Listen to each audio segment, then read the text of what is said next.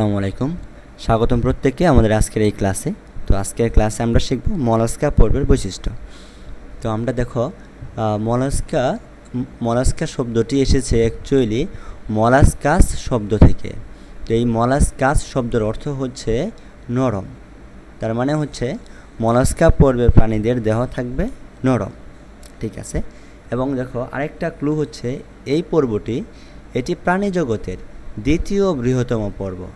এটা খুবই গুরুত্বপূর্ণ একটা প্রশ্ন যে মলাস্কা পর্ব প্রাণী জগতের কততম বৃহত্তম পর্ব?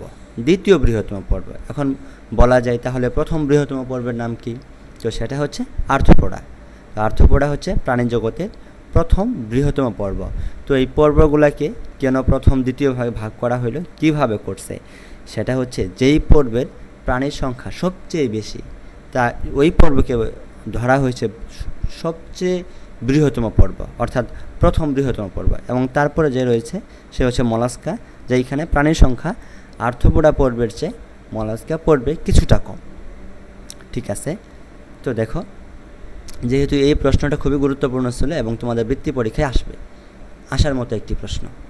তো এখন দেখো এরা অ্যাকচুয়ালি মলাস্কা পর্বের প্রাণীরা কোথায় বসবাস করে, সেটা হচ্ছে তারা এই সামুদ্রিক বা সাগরের বিভিন্ন স্তরে বাস করে। আবার অনেকে রয়েছে যে বন জঙ্গলে, আবার স্বাদু পানিতে, হ্যাঁ, তারা বাস করতে পারে। তো স্বাদু পানি বলতে অ্যাকচুয়ালি এটা বোঝাচ্ছে যে নদীর পানি।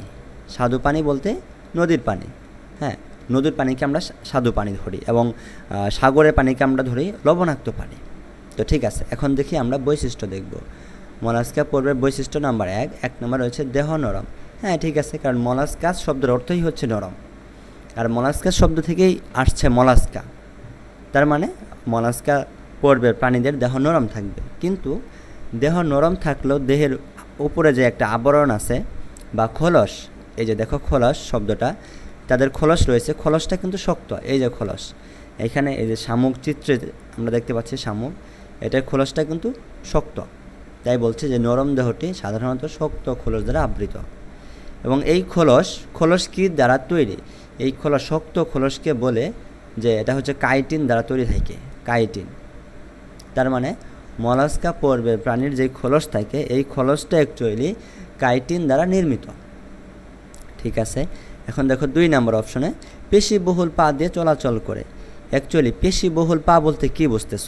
ধরা মানুষের পা কেমন শক্ত না, হাড়যুক্ত। আমাদের পায়ে কিন্তু হাড্ডি বা হাড় থাকে, কিন্তু মলাস্কা পর্বের প্রাণী অর্থাৎ শামুক, ঝিনুক, এদের পা আছে কোথায়? সেটা হচ্ছে দেহের নিচ অংশে। এই দেহের নিচের ভিতরের অংশে পা থাকে।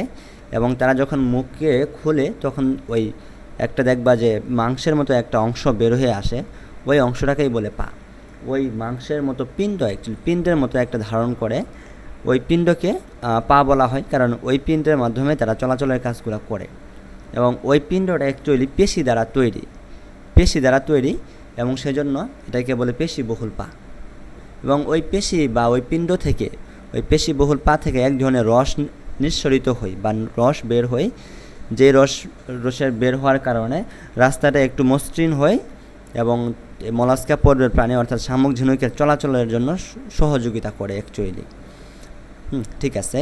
তো 3 নম্বর অপশন হচ্ছে ফুসফুস বা ফুলকার সাহায্যে শ্বসন কার্য চালায়।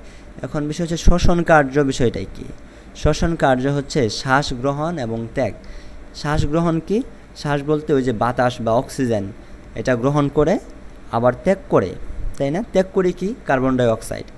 তো এই কার্বন ডাই অক্সাইড ত্যাগ করে এবং অক্সিজেন গ্রহণ করে কোন অঙ্গের মাধ্যমে? সেটা হচ্ছে ফুসফুস অথবা ফুলকা। এখন দেখো ফুলকা কাদের থাকে? ফুলকা থাকে হচ্ছে মাছের, অথবা যারা এই পানিতে বাস করে, জলে বাস করে, তাদের শ্বসন কার্যের জন্য অর্থাৎ শ্বাস গ্রহণ ত্যাগের জন্য ফুলকা থাকে। কিন্তু যারা ডাঙায় বাস করে, যেমন মানুষ, তো আমাদের ক্ষেত্রে কিন্তু ফুসফুস থাকে। আমরা ফুসফুসের সাহায্যে অক্সিজেনকে গ্রহণ করি, আবার ফুসফুসের সাহায্যেই কার্বন ডাই অক্সাইডকে বের করে দিই। তো এখানে মলাস্কা পর্বের প্রাণী যেটা হচ্ছে শামুক, ঝিনুক, এখানে এক ধরনের প্রাণী রয়েছে যেটা হচ্ছে আপেল শামুক। হ্যাঁ, আপেল শামুক আমি একটু লিখে দিচ্ছি।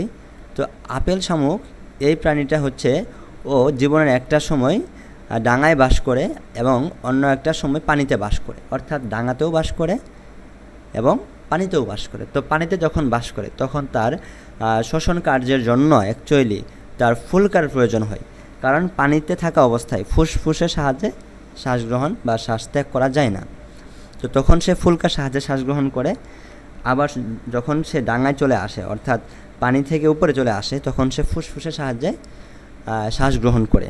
তো তার মানে এই আপেল শামুক প্রাণীর দেহে দুইটা অঙ্গই থাকে, ফুসফুসও থাকে, ফুলকাও থাকে, কিন্তু সব প্রাণীর আবার দুইটা অঙ্গই থাকে না।